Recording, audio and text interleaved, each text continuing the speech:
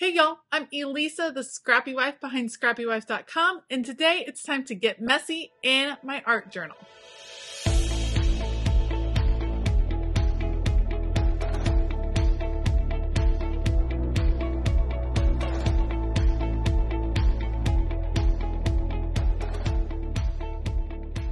Today I am wanting to work in my art journal to document a song lyric that I've just been listening to and really enjoying. So I'm going to do that on this single page spread. This journal is getting super full, still has some open pages here towards the front that need to get filled in, and then I'll be able to film a flip through for you all. So I will end up linking everything that I used down in the description box below. Otherwise, I'm going to put you all on fast forward.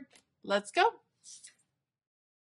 For this page, I actually started with this PET tape from Wrong Wrong Devo. These girls, this is the Enchanté tape, and I love these women. I love the thought that these women are just kind of creating their own life, designing their own world, and that's going to come in with the quote or the song lyrics that I'm putting on this page. So we're going to start with these on the page because I wanted them to have a pretty clear background, and then I'm going to start working with all of the different mixed media. I'm using a couple of different Jane Davenport paints here. These I've had forever. They're all acrylic paints though. So the Jane Davenport paints and then the Liquitex acrylic basics and a spatula, because I am just in the mood to scrape paint on the page. This is just such a release for me, and I have so many of you ask me pretty frequently, do you have an idea of what a page is going to look like when you start in your art journal?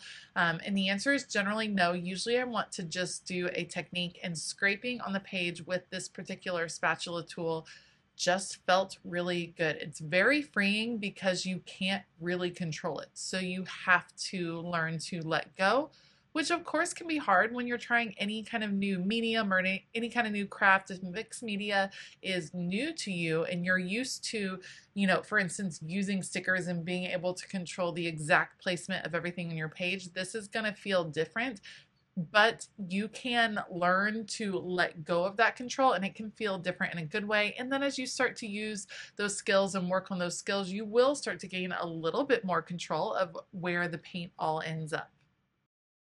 So I'm mixing a few colors on the page, and now that I have some color, I am going to go ahead and add a few more stickers here and there. Again, these are all from that PET tape. It has a shine to it, but it's a really vibrant print on the tape, and I think it works really well, especially in journaling. Certainly these work well in your planner, but they work really well in art journaling and for art journaling purposes. And PET tape you can get from Wrong Wrong, you can get from the washi tape shop. It's just kind of a special feel. It feels a little bit like packing tape, I guess you would say, but it's just different. It has a different strength to it, and it can be used in some different ways. Let me just adjust where a couple of these stickers end up. I decided I want most of the illustrations to end over in this corner, and then we're going to play with a little bit more paint. I just wanted to keep adding it on, building the layers. I want it to look messy, to look very abstract. The song that I am using for this particular page, the lyric I'm using, is from The Greatest Showman. And it says, we can live in a world that we design. And I love the concept that the world is this beautiful blank slate, and that you get the opportunity to make an impression. You get called to make an impression and to design a part of this world that we get to live in. And I love that concept, and I love that idea. And so I wanted to have this on the page and have these women kind of representing this abstract world that they're thinking of. White, I added some white on the page, and that I think brightens it up a lot, adds a lot of contrast. So that was nice to put it on the page. And at this point, I'm like, this is looking messy. I did go over some of the stickers just to make sure that they were more included on the page. It's feeling a little messy, but that's okay. We're going to keep working with it. I always say with mixed media, you have to just keep going. You can't stop when you think this isn't going to work. You can stop and take a break, but keep going, keep adding. Next step, I wanted to add a little bit of texture. So I have this kind of chevron stencil. I believe it's a Dilution stencil and some white heavy gesso. I'm just going to scrape the gesso onto the page using just a gift card type situation. I'm not trying to make it perfect. I am bringing it down to where these women are, and we're just scraping that in the white. I think brings a ton of brightness to this page, which I love. It, you're going to see it going up in the diagonal. I use the diagonal all the time. I'm wanting to draw the eye up into the right on this page, and I like how the background is feeling. The white brightened it up a lot, but I'm also wanting to bring in a little bit more contrast. So I actually have these printables. These are from my stash. I'm not sure. I'm sure they're from Illustrated Faith. I don't know exactly what set they're on, but I love me some black florals, and I printed them on clear sticker paper, had them in my stash, and we're going to start to use those to anchor the images at the bottom and then add another focus at the top. So you can see I have them hanging off the page, one of my favorite techniques. And because they're on this clear sticker paper, they really do melt into the background very nicely. I love how this ends up looking. I wasn't sure if it would take well to the acrylic paint underneath, but it did. And most of the acrylic paint that I used was completely matte, so it works really nicely. There's not even that much of a sheen change, which I think is pretty cool. So we're going to add florals down below and then add more up top. Again, kind of framing out the two corners. When you have a single art page like this, so you can see I had already done the page to the right. You have a couple choices whether you want to relate the two together, whether you want them to be completely separate.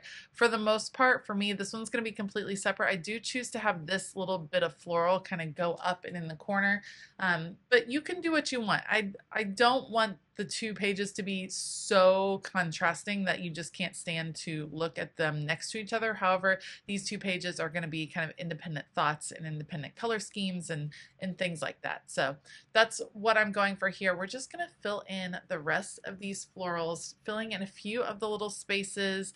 I did maybe rush it a little bit. I probably should have let the white gesso dry just a bit more, and you'll see that when I get to the lettering here in a minute. But that happens to me all the time. I get a little bit impatient. It happens. And with art journaling, especially when you're working in layers, you got to let it dry. I do end up, I get another question I get all the time. There is a lot of paint on here, a lot of layers. I leave my art journaling open for about 24 hours after I finish a page. I just leave it open in the craft room. That way it really gets to dry out really, really well. And I do that before I close it and put the art journal away, just to make sure the pages don't stick quite as much. Something else you can do for pages that are sticky is just add a little bit of baby powder, dust that over the page just to help with the stick. All right, and the last thing that I'm going to do is take that to dry a little bit, and then I'm going to come back with a pencil to sketch out where I want my quote. And again, this is a quote from The Greatest Showman.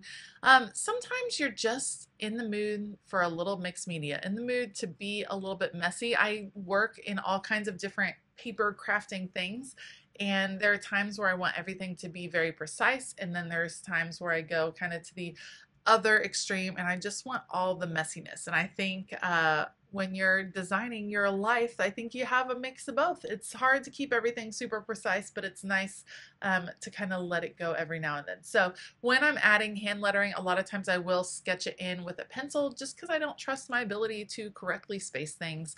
I would end up running words into each other and things like that. So coming in with a pencil first works really well for me. I write really, really lightly. You can barely see it on camera, but it does help me when I come back with the paint pen. I will come back, fill this one in with a paint pen, and then go back and add a little bit more weight to some of the downstrokes so that the whole image ends up looking more like your typical hand lettering. Do you like to add quotes to your art journaling pages like I do? I love quotes. I love lyrics. I love words. I think they can be really powerful, and so I love having them in my art journaling. I use words in all of my crafting. If you've watched my channel very often, then you know that that is certainly the truth. But I love kind of preserving some of those impactful lyrics or impactful words in different ways, and I think an art journal is a great way to do that.